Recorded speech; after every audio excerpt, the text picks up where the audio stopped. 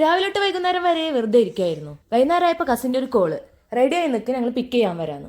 ഇക്ക ഡ്യൂട്ടിയിലായ കാരണം ഞാനും എഴുതി മാത്രം പോയുള്ളൂ. എവിടെ പോകുന്നിങ്ങനെ ചോദിച്ചിരുന്നപ്പോഴാണ് ലാസ്റ്റ് ഞങ്ങൾ അബ്രയിൽ പോകാന്ന് തീരുമാനിച്ചു. അബ്രയാണെങ്കിൽ ഞങ്ങളവിടെ അടുത്താണ്, ഞങ്ങളവിടെ പോയിട്ടുണ്ടായിരുന്നില്ല. ബർദുബായിലൊന്നും പോകാൻ നിന്നില്ല.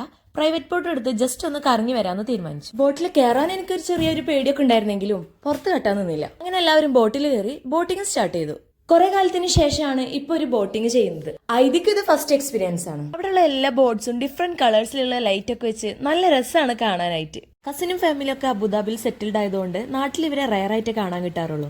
എല്ലാവരെയും കണ്ട് കുറച്ച് ടൈം അവരായിട്ട് സ്പെൻഡ് ചെയ്തപ്പോൾ ഐ എം റിയലി ഹാപ്പി. അത് പിന്നെ അങ്ങനെയാണല്ലോ, നമുക്ക് ഫെമിലിയർ അല്ലാത്തൊരു സ്ഥലത്ത് പോയി കഴിഞ്ഞാൽ നമ്മളെ നാട്ടുകാരനോ അല്ലെങ്കിൽ നമുക്ക് പരിചയമുള്ള ആളോ അല്ലെങ്കിൽ നമ്മളെ ഫാമിലിയിൽ പെട്ട ഒരാളെ കണ്ടു കഴിഞ്ഞാൽ മുമ്പ് എങ്ങും ഇല്ലാത്തൊരു പ്രത്യേക സന്തോഷാണല്ലേ. എനിക്ക് അങ്ങനെയാണ് കേട്ടോ. അങ്ങനെ ബോട്ടിംഗ് ഒക്കെ ആസ്വദിച്ചിരിക്കുമ്പോഴാണ് അവരവിടെ പാട്ട് വെച്ച് ഡാൻസ് തുടങ്ങി. പാട്ട് വെച്ചതും അടങ്ങിയിരുന്നിരുന്ന മക്കൾസൊക്കെ വയലന്റ് ആയി. മക്കൾസ് മാത്രല്ല, വലിയൊരും അതെ. മുമ്പെങ്ങും കാണാത്ത വ്യത്യസ്തവും പുതുമയും നിറഞ്ഞ സ്റ്റെപ്സ് ആയിരുന്നു വലിയവരൊക്കെ കളിച്ചിരുന്നത്. യൂട്യൂബിലിട്ട് വൈറലായി, ഫേമസ് ആയി, ഫാൻസ് ആയി, പ്രൈവസി പോയി അവർക്കൊരു ബുദ്ധിമുട്ടാവും. അത് വിചാരിച്ചിട്ടിടാത്തതാ.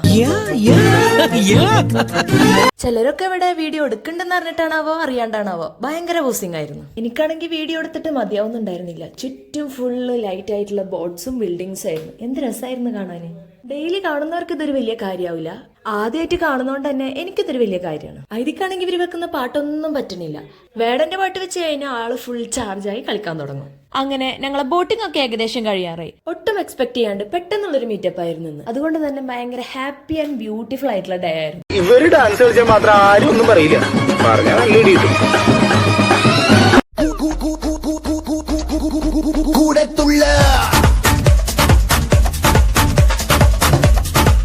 ഫിലോസഫർ ആയിട്ടുള്ള എലൈ കാമറോ പറഞ്ഞ പോലെ the best things in life are unexpected because there were no expectations. അതെ, ഒട്ടും പ്രതീക്ഷിക്കാതെ അല്ലെങ്കിൽ പ്ലാൻ ചെയ്യാതെ നമ്മുടെ ലൈഫിൽ നടക്കുന്ന കാര്യങ്ങളായിരിക്കും ഏറ്റവും ബ്യൂട്ടിഫുൾ ആൻഡ് സ്വീറ്റ് ആയിട്ടുള്ളത്. അങ്ങനെ ബോട്ടിംഗ് ഒക്കെ കഴിഞ്ഞ് തിരിച്ചെത്തിയപ്പോൾ ഇക്കാടെ ഡ്യൂട്ടി കഴിഞ്ഞിട്ട് ഇക്കയും വന്നിട്ടുണ്ടായിരുന്നു. ഇക്കാക്ക് വേറെ കുറച്ച് തിരക്കുകളുള്ള കാരണം 2 ഫോട്ടോ എടുത്ത് ഗുഡ് ബൈ പറഞ്ഞു. അപ്പൊ വീഡിയോ ഇഷ്ടപ്പെട്ടെങ്കിൽ ലൈക്കും ഷെയറും കമന്റും ഒന്നും മറക്കണ്ട. ബൈ.